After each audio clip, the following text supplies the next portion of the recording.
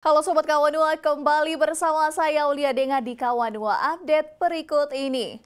Tahun baru Imlek 2576 Kongzili umat Tionghoa di kota Manado melakukan sembahyang di kelenteng Ban Hing Kiong. Perayaan Imlek ini juga dimeriahkan dengan tarian barongsai dan pembagian coklat di Bandara Samratulangi, Manado. Warga Tionghoa di kota Manado menggelar sembahyang di kelenteng Ban Hing Kiong pada tahun baru Imlek 2576 Kongzili Rabu pagi pada 29 Januari 2025.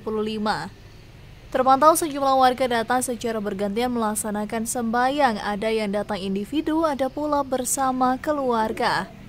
Pelaksanaan ibadah di hari Imlek ini berlangsung dengan hikmat. Selain doa pribadi, warga juga turut mendoakan perekonomian dan keamanan di Indonesia semakin baik ke depannya. Perayaan Imlek kan supaya seperti biasanya itu kan tahun baru Chinese atau Chinese New Year.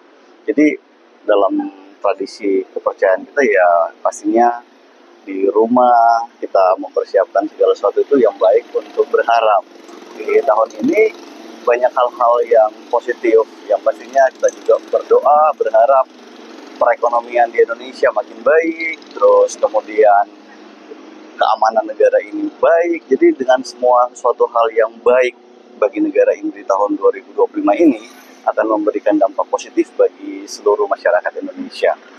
Sementara itu, perayaan Tahun Baru Imlek 2576 Kongzili di Bandara Internasional Samratulangi, Kota Manado diwarnai dengan aksi tarian barongsai dan bagi-bagi coklat.